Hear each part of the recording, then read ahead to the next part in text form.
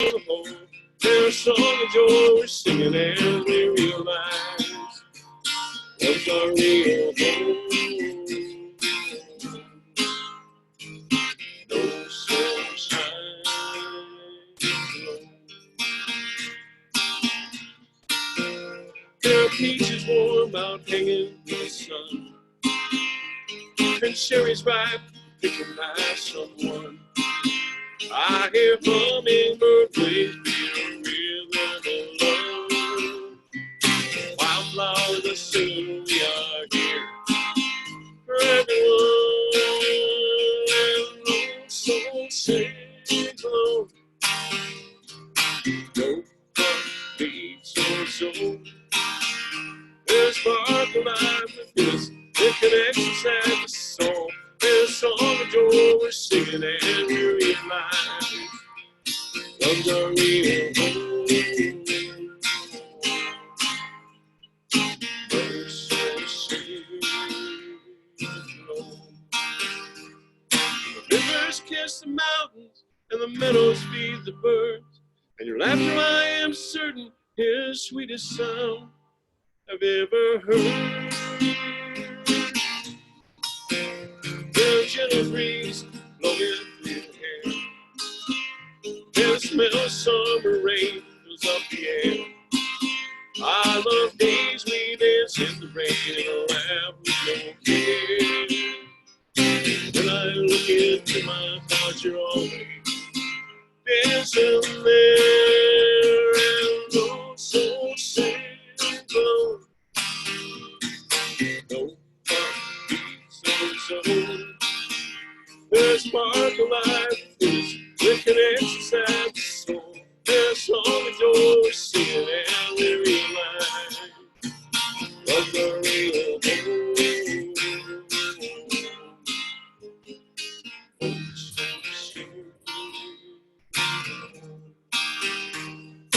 The rivers kiss the mountains and the meadows feed the birds. And your laughter, I am certain, is sweetest sound I've ever heard. And no soul sings alone. Blessings and love, everybody. Blessings and love.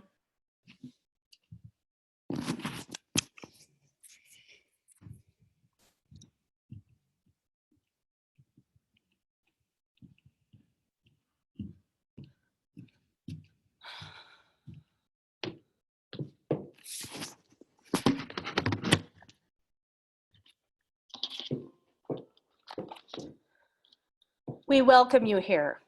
Oops. No matter your age, your size, or how you speak, you are welcome here. No matter the color of your skin, your hair, or your eyes, you are welcome here. No matter whom you love or how your family is composed, you are welcome here. Whether your ability to contribute comes in the form of time, talent, or treasure, you are welcome here. Whether you come with laughter in your heart or tears, you are welcome here. Come with an open mind, a loving heart, and willing hands. You are welcome here in our temporary virtual reality. And now we have the Kraushour family who is going to light our chalice for us. So let me unmute him.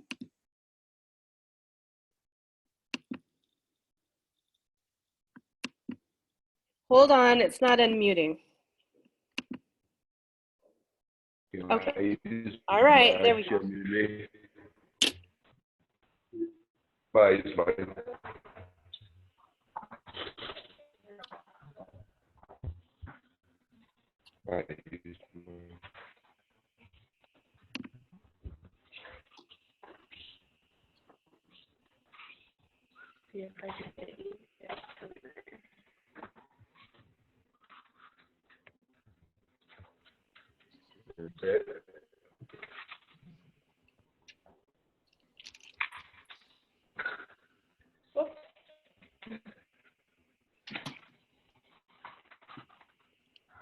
You guys are freezing up a little bit.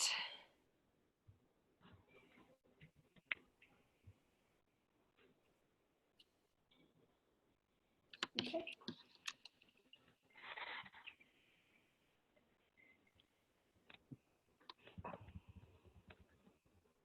Why don't you guys wave and see if everyone can see anything?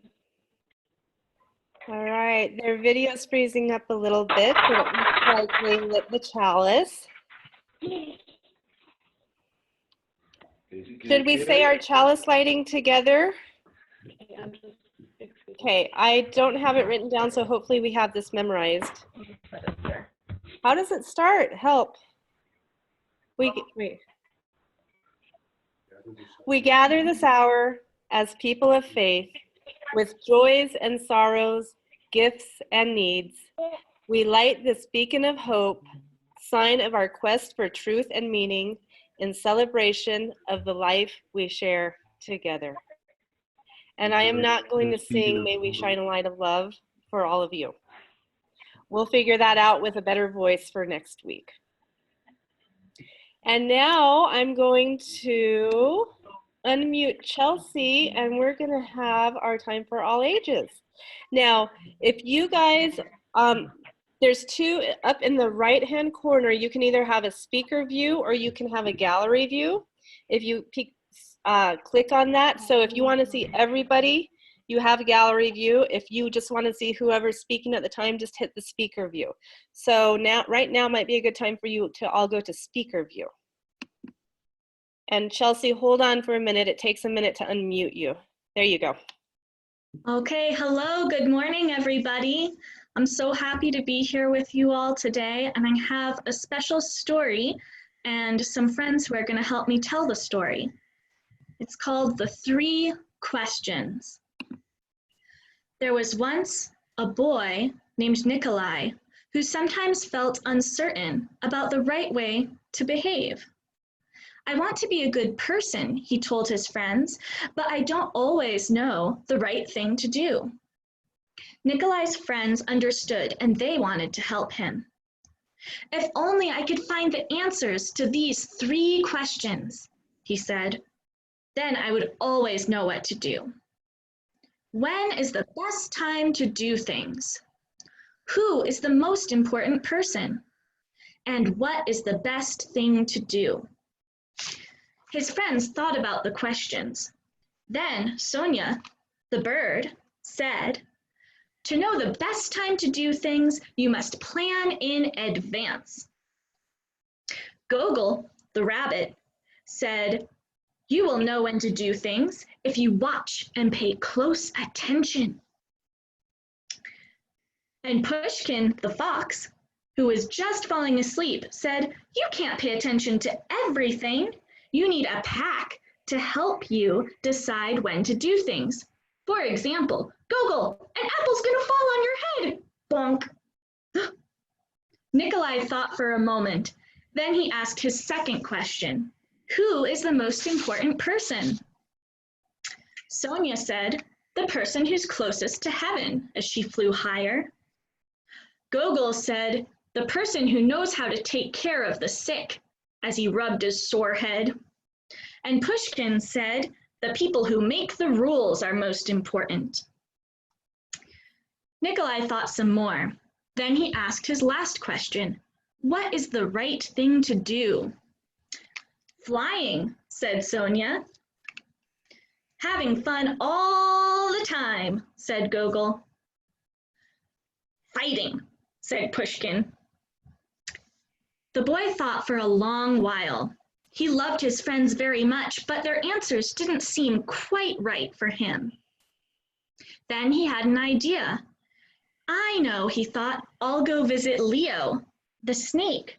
He has lived a long time, and I'm sure he'll know the answer to my questions." So Nikolai hiked up the tallest mountain to where old Leo lived all alone. When he arrived, he found Leo digging in his garden. Leo was very old, and it was very hard for him to dig, especially since he had no hands. The boy said, "I have 3 questions, and I need your help. When is the best time to do things? Who is the most important person? And what is the best thing to do?" Leo listened very carefully, but he just smiled, and he went back to digging in his garden. "You must be tired," Nikolai said at last. "Let me help you." So the old snake gave Nikolai his shovel and thanked him. And because it was easier for a young boy to dig than for an old snake to dig, he kept digging until all the rows in the garden were finished. Just as he finished, the wind blew wildly, and the rain came out of the dark clouds in the sky. As they moved to Leo's cottage for shelter, Nikolai heard something, a cry for help. Running down the path, he found a panda whose leg had been trapped under a broken tree. Carefully, Nikolai carried her all the way back to Leo's cottage, where he helped her fix her leg. The next morning, the sun was warm, and the birds sang, and all was well with the world. The panda's leg was feeling better, and she thanked Nikolai for saving her. At that moment, Sonia and Gogol and Pushkin came to check on everyone and make sure they were doing okay. Nikolai felt great peace within himself. He had wonderful friends, and he had saved a panda. But he also felt disappointed because he still did not know the answer to his 3 questions. So he asked Leo one more time. The old snake looked at the boy. "But your questions have been answered," he said. "They have?" asked Nikolai. "Yesterday," said Leo, "if you had not stayed to help me with my garden, you would not have heard the panda who needed help in the storm. Therefore, the time that was most important was the time you spent helping me with my garden, and the most important one was me. And the right thing to do was to help me dig in the garden. Then, when you helped the injured panda, the time you spent fixing her leg was the most important time. She was the most important one, and the most important thing to do was to help her. Remember," said Leo, "there is only one important time, right now. The most important people are the ones you are with, and the best thing to do is to help them in any way you can. For these are the answers to what is most important in the world." The end. Thank you, Chelsea. Will you sing us out? And if you are a UUCGV family and you want to go have some RE time with Chelsea, I just posted in the chat the link for our Zoom meeting, so you can close this Zoom and click and join that one. And it'll take me about 2 minutes to get it running, okay? And eventually we'll figure out how to get everybody into breakout rooms without having to do this, but that was overwhelming this morning. So that's what we're doing. But Chelsea, will you sing us out? Sure. Go in love, our hearts go with you. Go in joy, our hopes go too. Learn in love and grow in wisdom. Shine your light in all you do. See you in a minute. All right.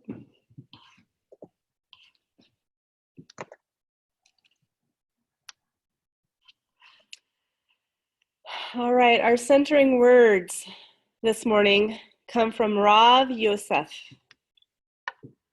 Every hand that we don't shake must be a phone call that we place. Every embrace that we avoid must become a verbal expression of warmth and concern. Every inch and every foot that we place between ourselves and another must become a thought as to how we might be a help to that other, should the need arise. Rav Yosef. And now we have Robin, who is going to do our meditation music for us today.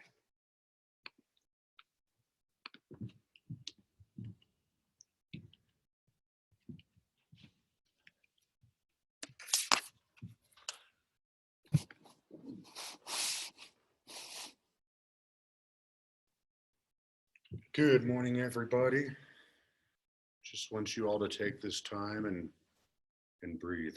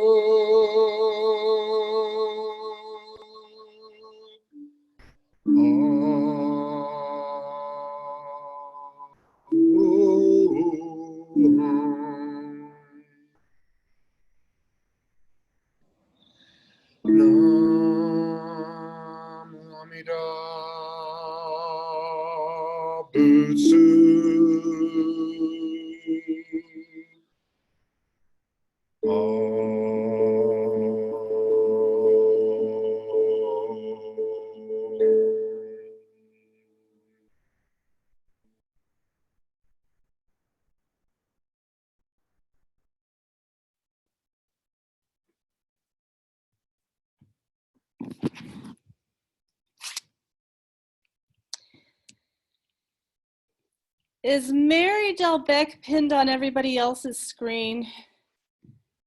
Or are you seeing me?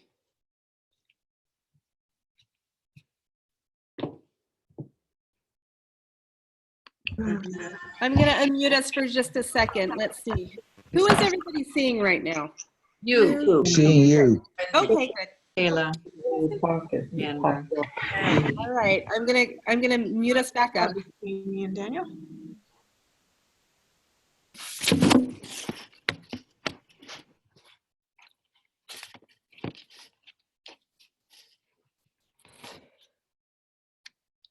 All right.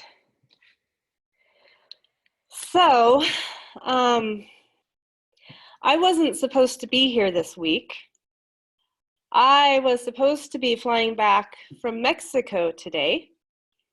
And just a little bit over a week ago, that still seemed like it might be a possibility. And all of you actually are supposed to be here today.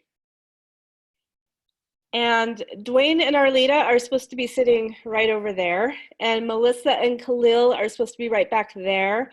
And Sante is supposed to be right over there. And the choir is supposed to be right here. And Amanda Lynn is supposed to be right there. And John Mayo or Mike Youngren are supposed to be back in that sound booth. And Robin is supposed to be kind of standing in the back, hovering, waiting for the kids. And if you are a visitor or a guest This is when I look around the room and I make eye contact with you and I say, you are welcome here. And I tell you about coffee hour, and then I point out the introvert escape hatch. But we're not doing that today. I am here at this podium talking into a computer screen and an empty sanctuary with just a few other people. And you are there in your homes wondering if your volume is working correctly. And so it can be very disconcerting. The ground beneath our feet is certainly wobbly right now, if not completely shaken. This isn't just an extended snow day. This week, I've had so many conversations with people in real despair.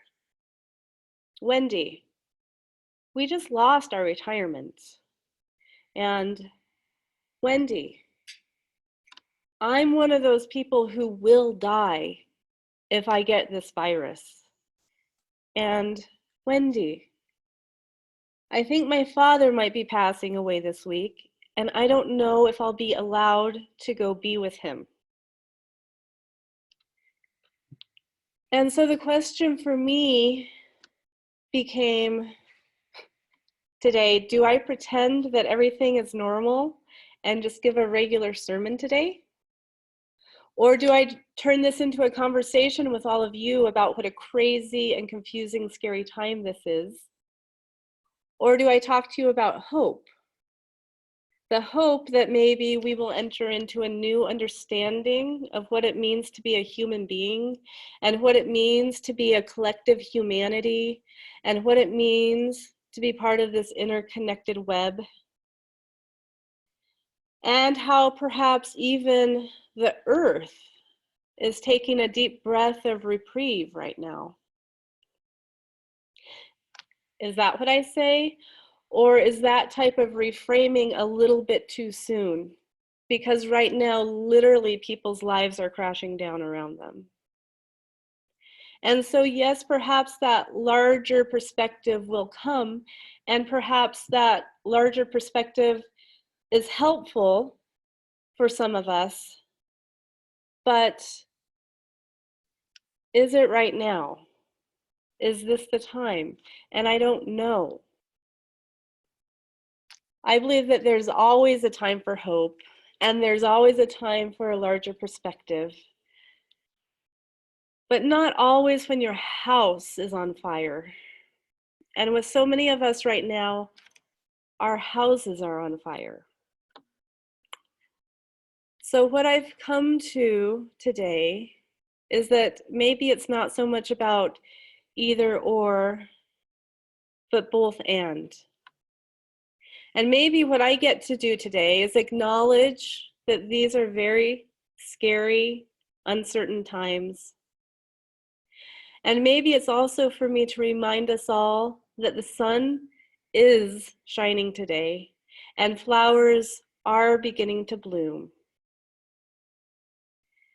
And so the question I was asking myself yesterday and this morning is, what do you need from me today? Do you need me to be real, or do you need me to bring hope, or do you need me to help us reframe this? I don't know. I don't know. Because how do I stand up here and say you aren't alone when I'm looking out into an empty sanctuary?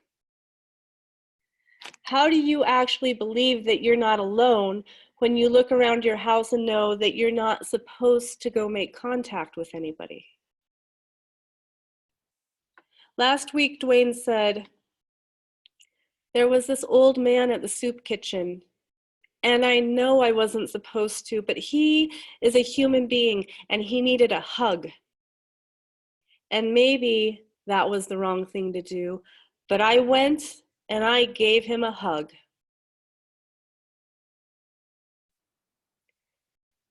What an upside down world it is when it's the wrong thing to do to give somebody a hug. And yet, that's the reality that we are living in now.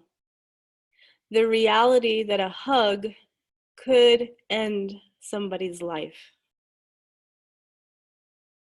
How in the world did we get to that? Will we ever be the same? Will life return to business as usual? I think many of us are hoping so. But my guess is if you talk to anybody in Italy right now, their answer would be no, it won't get back to normal, and it can't get back to normal. And in fact, right now, none of us can even settle into a new normal. And one day we will. We will settle into a new normal, but not right now. Right now, the ground is shaking. We're all wobbling back and forth, and the best that we can do is try to get our stable footing. And I will say, I don't have mine yet. The ground is still moving beneath my feet. And at the same time, I see another truth. There are dolphins still swimming in Italy. Mother Earth is taking a deep breath. The birds are breathing a sigh of relief as the skies have fewer airplanes.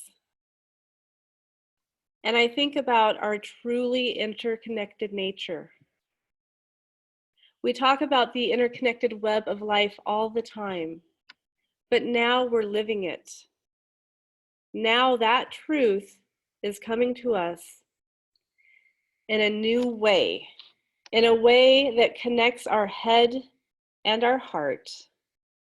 And for many months, I have been talking about the need to connect the head and the heart, to know what we know intellectually and make it real in our hearts. And that's what's happening this week. Our principle of the interconnected web of all existence is becoming a lived reality.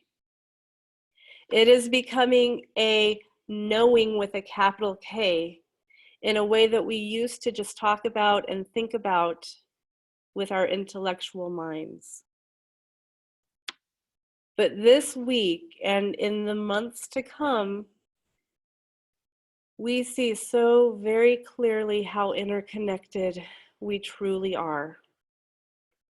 Last night, I was having a conversation with Laura, and I said, you and I are feeling alone, but think about it.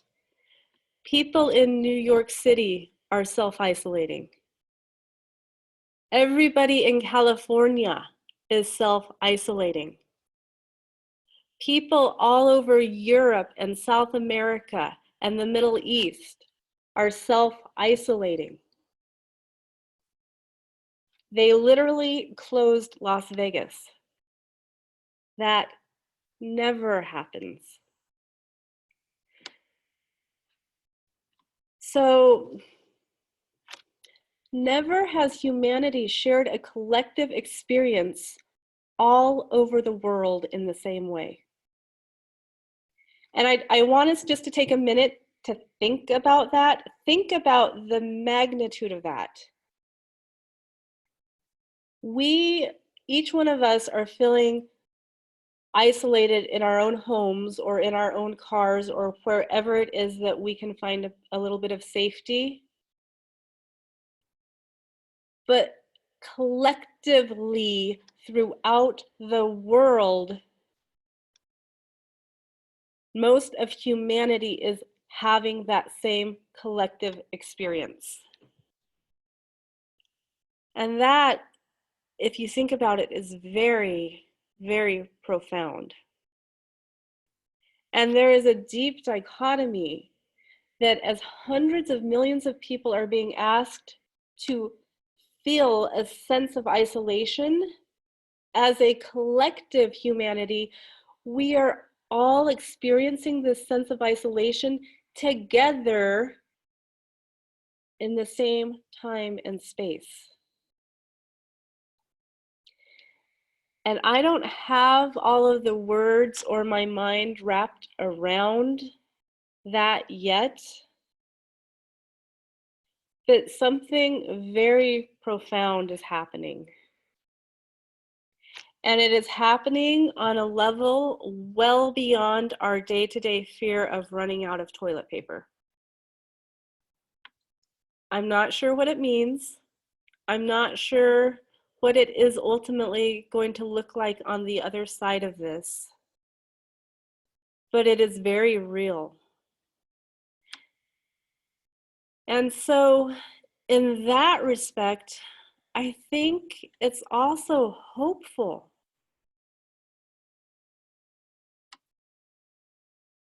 And right now, like I said, the ground is shaky, the future is uncertain. We don't even know what a new normal might begin to look like. But I do know one thing. I do know that we are moving through this. I do know that we are all moving through this together, even as we do it and walk separately. I do know that we will get to that other side. I do know that there is the other side.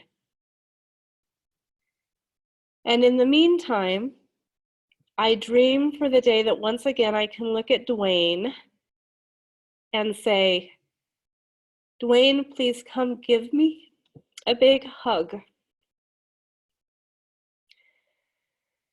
So those are just a few things for us to think on.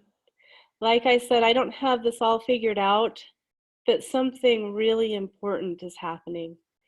So let us just take a little bit of time to listen to music again and send our love to the world virtually and with the people that you might be in your house with or in space with, and just send some love.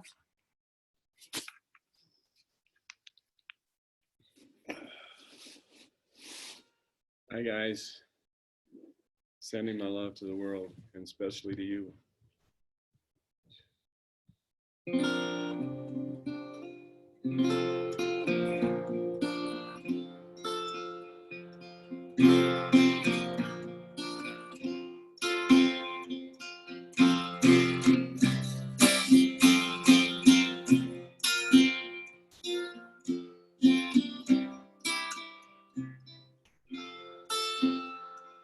Sending my love, sending my love to the world. Sending my love, sending my love to the world.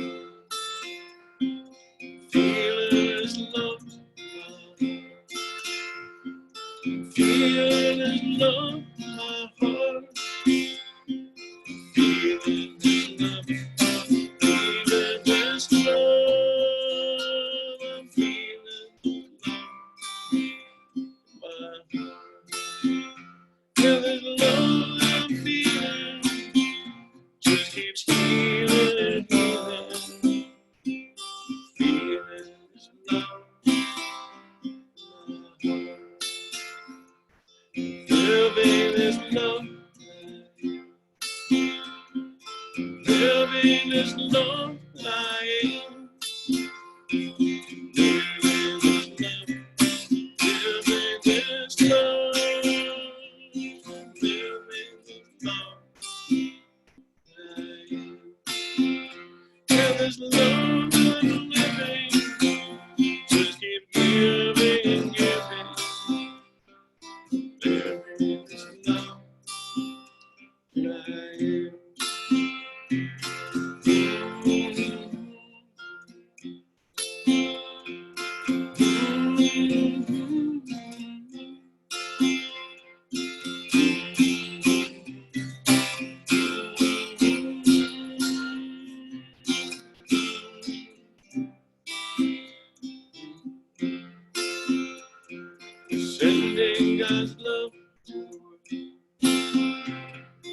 Sending God's love to the world. Sending God's love. Sending God's love. We're sending God's love. And this love that we're sending is a love that's never ending. We're sending God's love to the world. Sending my love to the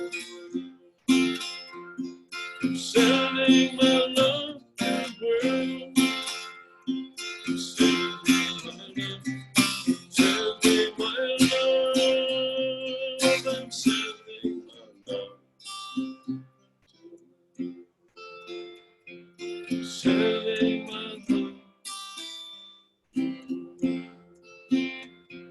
Sending my love to the world.